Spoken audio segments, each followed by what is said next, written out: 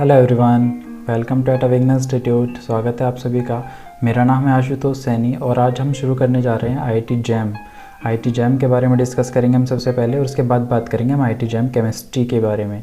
ठीक है, IIT jam chemistry का सिलेबस डिस्कस करेंगे और उसके बाद उसका पैटर्न देखेंगे, क्या पैटर्न होता है। और आईआईटी जैम केमिस्ट्री के कुछ इंपॉर्टेंट चैप्टर्स जैसे फिजिकल, इनऑर्गेनिक, ऑर्गेनिक केमिस्ट्री के जो इंपॉर्टेंट चैप्टर्स हैं, कितनी वेटेज है एग्ज़ाम के अंदर उन चैप्टर्स की, उन सभी को डिस्कस करेंगे। और इसके बाद में क्या करूँगा, इसके बाद में एक सीरीज़ बनाऊँगा लेक्चर्स की आईआईटी जैम केमिस्ट्री के सिलेबस के अकॉर्डिंग।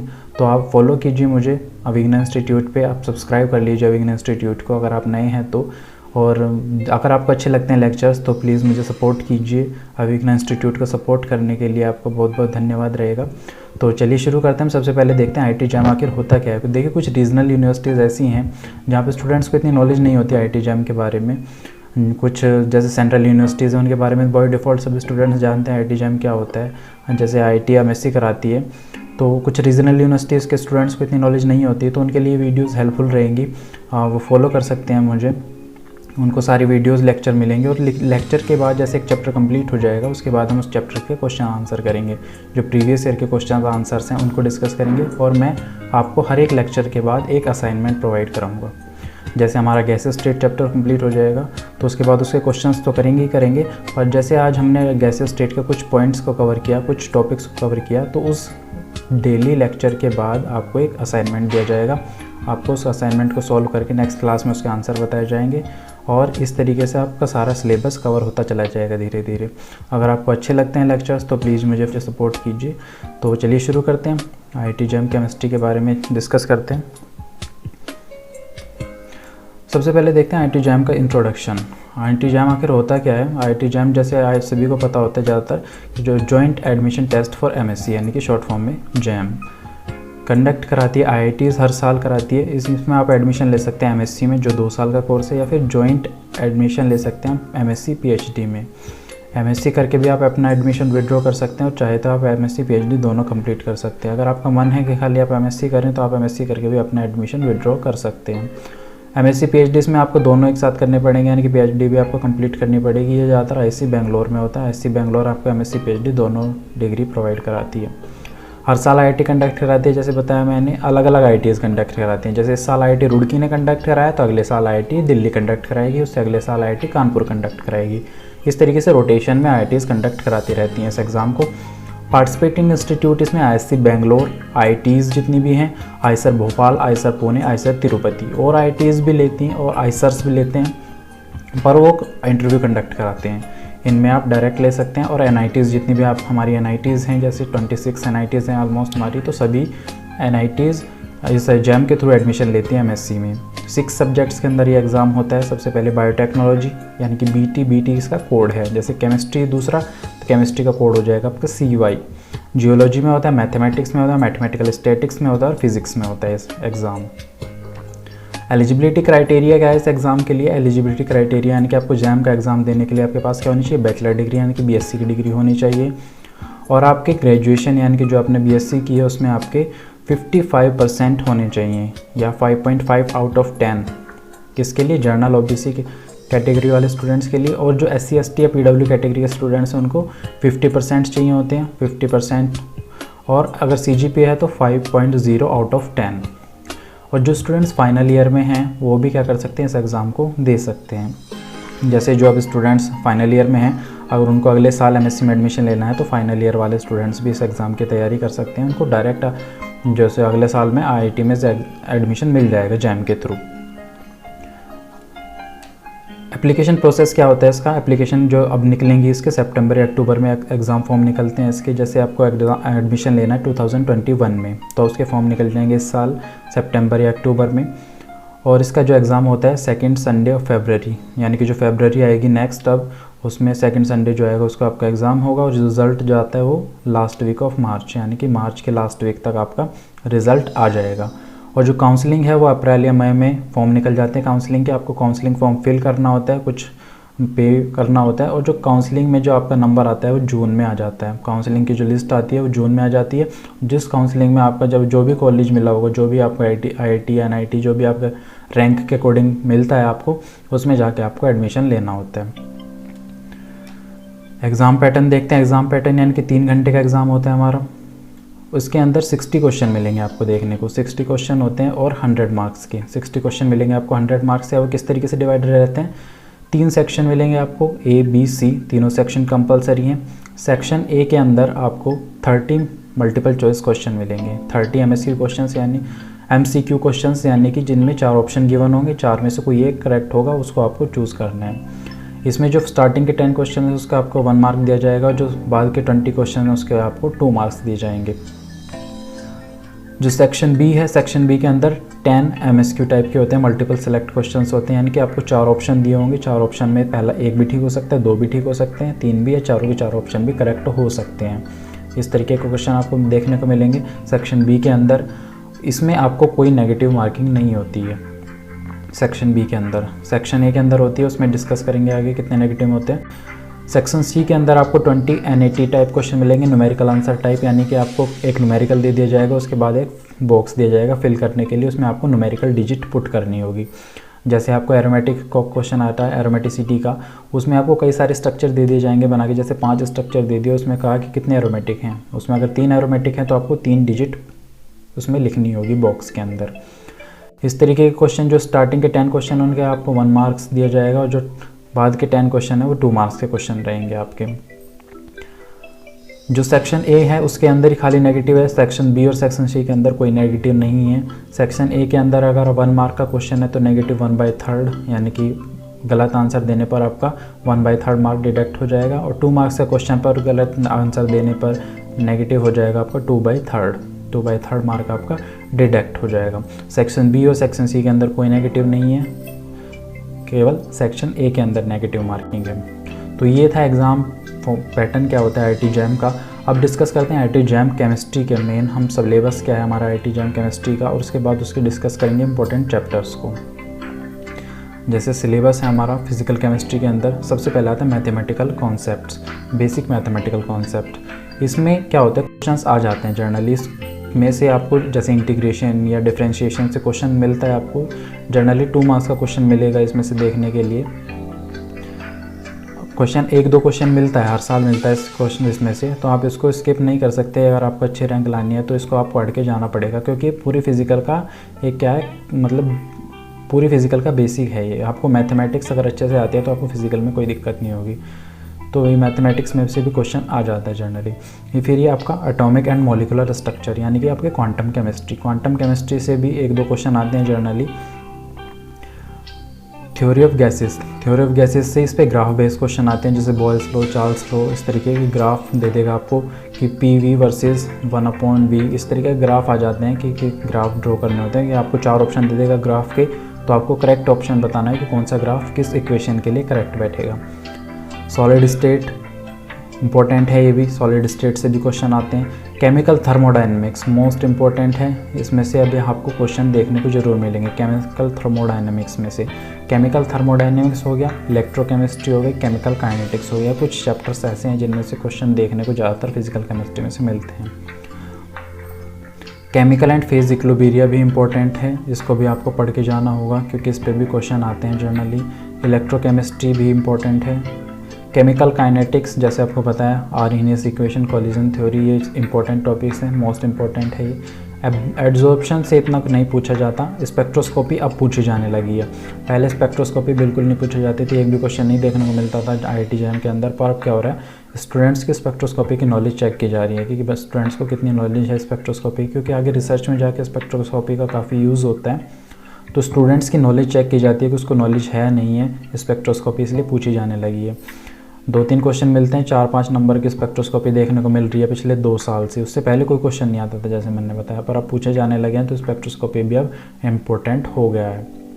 तो आपको स्पेक्ट्रोस्कोपी, केमिकल काइनेटिक्स, इलेक्ट्रोकेमिस्ट्री और केमिकल थर्मोडायनेमिक्स, इन चैप्टर्स पे आपका मेन फोकस होना चाहिए। ये चैप्टर्स ऐसे हैं जो आप बिल्कुल भी स्किप नहीं कर सकते, मोस्ट ड्यूएबल चैप्टर हैं ये, इनको आपको करके जाना पड़ेगा ज़रूर। फिर बात करते हैं ऑर्गेनिक केमिस्ट्री की। ऑर्गेनिक केमिस्ट्री के अंदर बेसिक कॉन्सेप्ट यानी कि जर्नल ऑर्गेनिक केमिस्ट्री और स्टीरियो केमिस्ट्री भी आपकी इम्पोर्टेंट है। डायरेक्ट क्वेश्चन आ जाते हैं कभी कभी स्टीरियोकेमिस्ट्री के ऊपर, पर जनरल ऑर्गेनिक केमिस्ट्री से डायरेक्ट क्वेश्चन नहीं आते हैं। जैसे इंडक्टिव इफेक्ट हो गया, हाइपर कंजुगेशन हो गया, इन पे डायरेक्ट क्वेश्चन नहीं आएंगे। इन पे क्वेश्चन आते हैं जैसे एसिडिटी या बेसिसिटी के बेस पे। जैसे आपको ऑर्डर लगाना है एसिडिटी का या बेसिसिटी का, तो उसमें इंडक्टिव इफेक्ट यूज़ हो रहा होगा या मेसोमेरिक इफेक्ट यूज़ हो रहा होगा। तो इस तरीके से डायरेक्ट क्वेश्चन ना पूछकर आपको क्वेश्चन पूछे जाते हैं घुमाकर, एसिडिटी या बेसिसिटी का ऑर्डर अरेंज कीजिए, किसकी एसिडिक स्ट्रेंथ ज़्यादा है, किसकी बेसिक स्ट्रेंथ ज़्यादा है। इस तरीके के क्वेश्चन पूछे जाते हैं जिसमें जनरल ऑर्गेनिक केमिस्ट्री का यूज़ हो रहा होगा। तो आप इसको भी ज़रूर पढ़ना है, इसको भी आप स्किप नहीं कर सकते हैं। Organic reaction mechanism and synthetic application, ये इम्पोर्टेंट है, इसमें से क्वेश्चन आते हैं ज़रूर।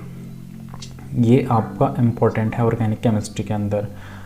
क्वालिटेटिव ऑर्गेनिक एनालिसिस, जैसे आपको बताया स्पेक्ट्रोस्कोपी पूछे जाने लगी हैं, तो आपको ये भी पढ़ना पड़ेगा। NMR, UV, IR, ये भी पढ़ के आपको जाना पड़ेगा। नेचुरल प्रोडक्ट भी आपका इम्पोर्टेंट है। जिसमें से जैसे कार्बोहाइड्रेट हो गया, टर्पीन्स हो गए, टर्पीन्स का स्ट्रक्चर आ जाता है, एमिनो एसिड का स्ट्रक्चर आ जाता है, किस तरीके का एमिनो एसिड का स्ट्रक्चर होगा, ये इम्पोर्टेंट है, ये भी इम्पोर्टेंट है। और ये नेम रिएक्शन, जितनी भी हमारी नेम रिएक्शन सारी इंपॉर्टेंट है। एरोमेटिक एंड हेट्रोसाइक्लिक केमिस्ट्री, ये इतना इंपॉर्टेंट नहीं है, इसमें से क्वेश्चन कभी कभी देखने को भी नहीं मिलता, तो आप इसको स्किप कर सकते हैं। मतलब अगर आपको अच्छी रैंक लानी है तो पढ़ने तो सारे पढ़ेंगे आपको, पर अगर आप क्या कर रहे हैं लास्ट टाइम पे, तो आपका मेन फोकस इस पे और इस पे, ये 3 चैप्टर्स पे रहना है। इस पे आप इसको लास्ट में स्किप भी कर सकते हैं इसको। ये ऑर्गेनिक केमिस्ट्री था। नेक्स्ट हम डिस्कस करते हैं इनऑर्गेनिक केमिस्ट्री। इनऑर्गेनिक केमिस्ट्री में पीरियोडिक टेबल इतना इंपॉर्टेंट नहीं है, नहीं पूछा जाता। अब chemical bonding and shape of compounds, ये इम्पोर्टेंट है, इसमें शेप जनरली पूछ ली जाती है। केमिकल बॉन्डिंग इम्पोर्टेंट है ये chapter. Main group elements, SP block, इसमें क्या होता है रिएक्शन आ जाती है, आपकी जो रिएक्शंस होती हैं P ब्लॉक वाले एलिमेंट्स की, उनकी रिएक्शन पूछ ली जाती है। ट्रांजिशन मेटल इंपॉर्टेंट है, बहुत इंपॉर्टेंट है, सबसे ज़्यादा इंपॉर्टेंट है ये है इनऑर्गेनिक केमिस्ट्री के अंदर। बायोऑर्गेनिक भी आपके इंपॉर्टेंट है। इसमें क्या होता है जैसे हीमोग्लोबिन है, हीमोग्लोबिन में जो सेंट्रल मेटल है उसकी ऑक्सीडेशन स्टेट आ जाती है, फिर सेंट्रल मेटल कौन सा होता है इसमें वो आ जाता है। इस तरीके के क्वेश्चन आपको ऑब्जेक्टिव में देखने को मिल जाते हैं। मायोग्लोबिन, हीमोग्लोबिन, इनके जो पूरा स्ट्रक्चर तो याद करने की ज़रूरत नहीं है, पर सेंट्रल में जो एटम होता है उसकी ऑक्सीडेशन स्टेट कैसे चेंज होती है, जैसे Fe2 से Fe3+ में चेंज हो जाता है, तो वो आपको ध्यान रखना चाहिए इस तरीके के जो क्वेश्चन हैं। इंस्ट्रूमेंटल मेथड्स, ये आपका इतना जनरली इंपॉर्टेंट नहीं है, पर ये जो स्पेक्ट्रोस्कोपिक मेथड्स हैं ये आपके पूछे जा सकते हैं। एनालिटिकल केमिस्ट्री भी उतना इंपॉर्टेंट नहीं है, इसमें से भी 1-2 क्वेश्चन ही देखने को मिलता है, किसी साल देखने को नहीं मिलेगा, तो एनालिटिकल केमिस्ट्री इतना इंपॉर्टेंट नहीं है। अब बात करते हैं इंपॉर्टेंट चैप्टर्स की, उनकी वेटेज के अकॉर्डिंग, किस चैप्टर की कितनी वेटेज है एग्ज़ाम के अंदर, तो देखते हैं। उसके सबसे पहले बात करते हैं हम ऑर्गेनिक केमिस्ट्री में। ऑर्गेनिक केमिस्ट्री में अब देखो, ऑर्गेनिक केमिस्ट्री में देखिए GOC में क्या मिल रहा है आपको, क्वेश्चन देखने को मिल रहे हैं ज़रूर। क्वेश्चन आपके डायरेक्ट नहीं मिलेंगे, इस पर स्टीरियो केमिस्ट्री और एसिसिटी या बेसिसिटी के बेस पे क्वेश्चन मिलते हैं देखने को, ठीक है। तो पढ़ के जाना है इसको भी। जैसे 2019 में 4 मार्क का क्वेश्चन आया हुआ है, 2018 में क्या हुआ है 1 मार्क का ही आया हुआ है बस, 17 में 2 मार्क्स का आया हुआ है, तो यानी कि क्वेश्चन आ जाता है इससे भी, तो आप इसको स्किप नहीं कर सकते। स्टीरियो केमिस्ट्री बताया, स्टीरियो केमिस्ट्री से भी क्वेश्चन आते हैं, जैसे 4 मार्क का हुआ है, B पार्ट में 2 मार्क का है, सी पार्ट में भी 2 मार्क का क्वेश्चन आया हुआ है।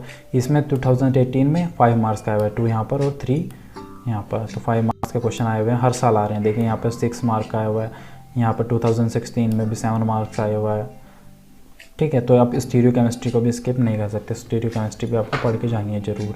रिएक्शन मैकेनिज्म, जैसे मैंने बताया मोस्ट इंपॉर्टेंट है।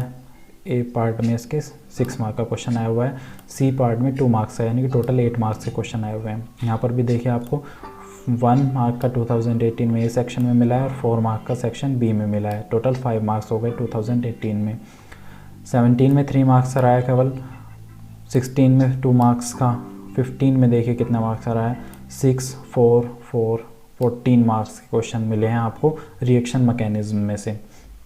यानी कि पहले देखिए कितने मार्क्स के क्वेश्चन आते थे इसमें से, 2013 में 10 और ये 12 मार्क्स के क्वेश्चन मिले हैं, तो इम्पोर्टेंट है। पर अब क्या हो रहा है, इस पे से क्वेश्चन आते हैं, ज़रूर आते हैं, पर अब स्पेक्ट्रोस्कोपी भी पूछे जाने लगी है, ठीक है। नेम रिएक्शन 2 मार्क्स का आया हुआ है, यहाँ पर 2018 में 2 और 2 4 मार्क्स का आया हुआ है क्वेश्चन, यहाँ पर भी 4 मार्क्स का आया हुआ है क्वेश्चन। रिएजेंट, नेम रिएक्शन और रिएजेंट दोनों को मिला के क्वेश्चन आते हैं। जैसे यहाँ पे 2 मार्क्स का 2 मार्क्स का 2 मार्क्स का टोटल 6 मार्क्स के क्वेश्चन हो गए। तो ये दोनों कंबाइन आते हैं, इस कंबाइन क्वेश्चन आते हैं इन दोनों के ऊपर, नेम रिएक्शन और रिएजेंट्स के ऊपर। नेचुरल प्रोडक्ट भी मैंने बताया था इंपॉर्टेंट है, 3 मार्क्स का आया हुआ है, 2 मार्क्स का इधर आया हुआ है, 1 मार्क का इधर हुआ है, टोटल कितने हो गए 6 मार्क्स का क्वेश्चन आए हुए हैं। पेरिसाइक्लिक और हेट्रोसाइक्लिक मैंने बताया था इतना इंपॉर्टेंट नहीं है, क्वेश्चन नहीं आता कभी कभी। तो जैसे 2019 में क्या हुआ, एक भी क्वेश्चन नहीं आया हुआ। 2018 में केवल 2 और 2 मार्क्स के क्वेश्चन मिले हैं। तो आप ऐसे चैप्टर को स्किप कर सकते हैं जिनमें से क्वेश्चन कभी कभी नहीं आता है। जैसे यहाँ पर देखिए कोई क्वेश्चन नहीं देखने को मिलेगा आपको, यहाँ पर 2 मार्क्स का क्वेश्चन है, यहाँ पर कोई क्वेश्चन नहीं है। ये चैप्टर जो हैं छोटे छोटे चैप्टर जैसे जीओसी हो गया, स्टीरियो केमिस्ट्री हो गया, इनमें से क्वेश्चन आते हैं तो आप इसको जरूर करके जाइए। पर कुछ चैप्टर्स ऐसे हैं जिनमें क्वेश्चन कभी आते ही नहीं, किसी साल तो आते ही नहीं, किसी साल 1-2 मार्क्स का क्वेश्चन आता है, तो उन पर उतना ध्यान देने की ज़रूरत नहीं है। ऑर्गेनिक स्पेक्ट्रोस्कोपी से 3 और 2 ये भी आप पढ़ के जाना है ज़रूर, ये वाला चैप्टर भी। तो जो जो छोड़ सकते हैं आपको चैप्टर मैंने अलग मार्क कर दिए, ये 2 आपको छोड़ने हैं जो छोड़ सकते हैं, और ये आपको करने हैं ज़रूर, ठीक है। ये 2 चैप्टर आपको करके जाने हैं अच्छे से, और ये 2 आप चैप्टर छोड़ सकते हैं। तो ऐसा नहीं कह रहा हूँ ये छोड़नी है, छोड़ सकते हैं अगर आप चाह रहे हैं तो लास्ट में, ठीक। नेक्स्ट ये हमारे इंपॉर्टेंट चैप्टर ऑर्गेनिक केमिस्ट्री के वेरी इंपॉर्टेंट हैं, और इधर एवरेज चैप्टर हैं, यानी कि जिनको आप एवरेज फोकस कर सकते हैं। इंपॉर्टेंट कौन कौन से? स्टीरियो केमिस्ट्री इंपॉर्टेंट है, reaction mechanism, name reaction and rearrangement, reagents और नेचुरल प्रोडक्ट्स, ये आपके इम्पोर्टेंट मोस्ट इम्पोर्टेंट चैप्टर्स हैं ऑर्गेनिक केमिस्ट्री में। एवरेज यानी कि आप जनरल ऑर्गेनिक केमिस्ट्री और एरोमेटिसिटी को करके जाइए, ऑर्गेनिक स्पेक्ट्रोस्कोपी भी करके जाना है। पेरिसाइक्लिक और हेट्रोसाइक्लिक ये इतने इंपॉर्टेंट नहीं है, इनको आप क्या कर सकते हैं, स्किप भी कर सकते हैं। तो ये तो ऑर्गेनिक केमिस्ट्री में आप स्क्रीनशॉट ले सकते हैं अगर चाहें तो। नेक्स्ट बात करते हैं इनऑर्गेनिक के अंदर। इनऑर्गेनिक के अंदर बात करते हैं, इनऑर्गेनिक में क्या क्या इंपॉर्टेंट है हमारा। देखिए पीरियोडिक टेबल, देखिए पीरियोडिक टेबल्स में क्या होता है, किसी साल तो क्वेश्चन आ जाता है, किसी साल एक भी क्वेश्चन नहीं आता। जैसे यहाँ पर कोई भी क्वेश्चन देखने को नहीं मिलेगा आपको। 2019 में क्या हुआ है, 2 मार्क्स का क्वेश्चन आया हुआ है, यहाँ पर 2 मार्क का है, यहाँ पर भी 2 मार्क का क्वेश्चन दिया हुआ है, ठीक है। Chemical bonding and shape of molecules, इसमें दे देखिए कितना इंपॉर्टेंट है ये, 5, 2, 1, यानी कि टोटल कितना हो गया, 8 मार्क्स के क्वेश्चन आ गए। 2018 में देखिए 4, 2, 2, यानी कि टोटल कितना हो गया, 8 मार्क्स से हो गए यहाँ पर भी। 2017 में 3 मार्क का रहा है, 2016 में 3 to 5 और 6, 11 मार्क्स के क्वेश्चन आए हुए हैं। तो आप इस चैप्टर को बिल्कुल स्किप नहीं कर सकते, आप इसको स्टार मार्क कर लें, ये इंपॉर्टेंट चैप्टर है केमिकल बॉन्डिंग। फिर उसके बाद आता है हमारा मेन ग्रुप एलिमेंट, यानी कि एस और पी ब्लॉक वाले जो हमारे हैं, उसमें से देखिए आपको 2 मार्क का मिला है यहाँ पर 1 मार्क का मिला है, इतना इंपॉर्टेंट नहीं है। ट्रांजिशन मेटल्स, ट्रांजिशन यानी कि कोऑर्डिनेशन केमिस्ट्री, कोऑर्डिनेशन केमिस्ट्री भी इंपॉर्टेंट है आपका। देखिए 5 और 2, टोटल 7 मार्क्स के क्वेश्चन है, यहाँ पर 2, 2, 2, यानी कि 6 मार्क के क्वेश्चन है। 2017 में देखिए 4, 2, 1, टोटल 6 और 7 मार्क्स के क्वेश्चन है 2017 में। ऑर्गेनोमेटेलिक केमिस्ट्री, ऑर्गेनोमेटेलिक केमिस्ट्री से देखिए पहले तो एक भी क्वेश्चन नहीं आता था इससे, इस ऑर्गेनोमेटेलिक से एक भी क्वेश्चन नहीं है। अब क्या हो रहा है, 2-1 नंबर के पूछ लिए जाते हैं ऑर्गेनोमेटेलिक से भी। यहाँ पर 2 मार्क्स का है, यहाँ पर 1 मार्क का है, यहाँ पर 2 मार्क्स का है, तो ऑर्गेनोमेटेलिक से भी पूछ लिए जाते हैं। तो इसको भी आप पढ़ना चाहेंगे ज़रूर, इसको भी आप पढ़ के जाइएगा ऑर्गेनोमेटेलिक को भी। बायोनऑर्गेनिक से बताया, बायोनऑर्गेनिक से छोटे छोटे क्वेश्चन आ जाते हैं 1-2 मार्क के, यहाँ पर 3 मार्क का हुआ है, यहाँ पर 1 मार्क का हुआ है। इंस्ट्रूमेंटल मेथड से भी 2 मार्क्स के क्वेश्चन है, यहाँ पर 2 मार्क का है, यहाँ पे भी 2 मार्क्स के आए हुए हैं। टोटल 4 मार्क्स का आ जाता है। इंस्ट्रूमेंटल मेथड ऑफ एनालिसिस में भी टोटल 4 मार्क्स का आया हुआ है। इसमें 2 मार्क्स का इधर, यहाँ पर 2, 2, 2, यहाँ पर 6 का मार्क कभी आ जाता है, कभी नहीं आता है, इसका भी ऐसे रहता है एनालिटिकल केमिस्ट्री का भी। तो देखते हैं कौन कौन से चैप्टर करने होते हैं ज़रूर। तो इम्पोर्टेंट चैप्टर हैं जो आपको करके जाने ही जाने हैं ज़रूर। तो कोऑर्डिनेशन केमिस्ट्री है, केमिकल बॉन्डिंग है, एनालिटिकल भी करके जानी है, मेन ग्रुप एलिमेंट्स और बायो इनऑर्गेनिक, ये चैप्टर ऐसे हैं जो करके जाने हैं ज़रूर। एवरेज चैप्टर कौन कौन से हैं, जैसे इंस्ट्रूमेंटल मेथड हो गया, पीरियोडिक टेबल हो गया, इनको आपको क्या करना है, इनको आपको करना है पर इतना फोकस नहीं रखना। और ऑर्गेनोमेटलिक आप इसको स्किप भी कर सकते हैं, पर इस ऑर्गेनोमेटलिक से अब देखिए क्या हो रहा है, ऑर्गेनोमेटलिक से पहले क्वेश्चन नहीं आते थे, अब क्वेश्चन आने लगे हैं, तो इसको भी पढ़ना चाहिए आपको। पढ़ना, अगर अच्छी रैंक लानी है तो सारे चैप्टर पढ़ने पड़ेंगे आपको। पर अगर ऐसा हो रहा है कि आपका मतलब ऐसा मन है कि मतलब लास्ट में अब क्या क्या पढ़ें, जल्दी जल्दी रिवाइज करना है, तो आप इस चैप्टर को स्किप कर सकते हैं। मेन फोकस आप इन चैप्टर पे रखिए जो इंपॉर्टेंट चैप्टर्स हैं, जो वेरी इंपॉर्टेंट चैप्टर हैं, उन पे आप अपना मेन फोकस रखिए। बाकी जो एवरेज चैप्टर हैं उन पे आप क्या करना है, लास्ट में एक बार नज़र मार के चले जाना है। फिज़िकल केमिस्ट्री की बात करते हैं। फिज़िकल केमिस्ट्री के अंदर जो आपको मैथमेटिकल कॉन्सेप्ट बताया, बेसिक मैथमेटिकल कॉन्सेप्ट, इसमें से देखिए 3 to 5 मार्क्स का हुआ है, 2018 में 3 मार्क का हुआ है, 4 मार्क का हुआ है, 1 मार्क का हुआ है, इस तरीके आ रहा है। जो आपका केमिकल, जो क्वांटम केमिस्ट्री है, क्वांटम केमिस्ट्री में यहाँ पर 2 मार्क्स का मिला हुआ है क्वेश्चन, यहाँ पर आपको 4 मार्क्स के क्वेश्चन मिले हैं 2018 में। थ्योरी ऑफ गैसेस से देखिए यहाँ पर 4 मार्क का है, यहाँ पर 2 मार्क्स का है, यानी कि 2 से 4 नंबर का आ जाता है। थ्योरी ऑफ गैसेस यानी कि गैसेस स्टेट भी आ जाता है 2 से 4 नंबर का। उसी तरीके से सॉलिड स्टेट भी 2 से 4 नंबर का आ जाता है। यहाँ पर 4 मार्क का हुआ है, यहाँ पर 1 मार्क का है वो खाली। यहाँ पर 2017 में 4 मार्क्स आया हुआ है। ज़्यादा पीछे नहीं जाते, पैटर्न केवल 3 साल का देखते हैं। 3 साल के पैटर्न देखने पे आइडिया लग जाएगा अब किस तरीके का ट्रेंड चल रहा है, क्योंकि यहाँ पे देखिए, यहाँ पे एक भी क्वेश्चन नहीं है, तो ज़्यादा पीछे देखने की ज़रूरत नहीं है, केवल जो अब ट्रेंड चल रहा है उस पर ज़्यादा ध्यान रखने की ज़रूरत है। यहाँ पर देखिए 2017 से 2019 तक का देख के चल रहे हैं। केमिकल थर्मोडायनेमिक्स बताया आपको, इम्पोर्टेंट है, हर साल क्वेश्चन मिलेंगे आपको, 5-6 नंबर के क्वेश्चन मिल जाते हैं। यहाँ पर 2018 में 8 मार्क्स के मिले हैं, 2019 में 5 मार्क्स था, 3 यहाँ पर और 2 यहाँ पर। केमिकल एंड फेज इक्विलिब्रियम आपको बताया इतना इंपॉर्टेंट नहीं है, 1-2 मार्क्स का आएगा जनरली। यहाँ पर 1 मार्क्स का हुआ है, 2018 में एक भी क्वेश्चन नहीं है।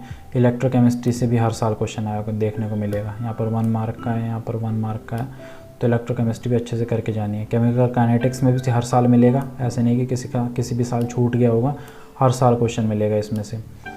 एब्जॉर्प्शन से भी क्वेश्चन मिल जाता है, 1-2 मार्क्स का मिलता है बस। यहाँ पर 1 मार्क का क्वेश्चन आया हुआ है। सॉल्यूशन से 2 मार्क्स का क्वेश्चन, 1-2 नंबर के क्वेश्चन आ जाते हैं सॉल्यूशन से भी।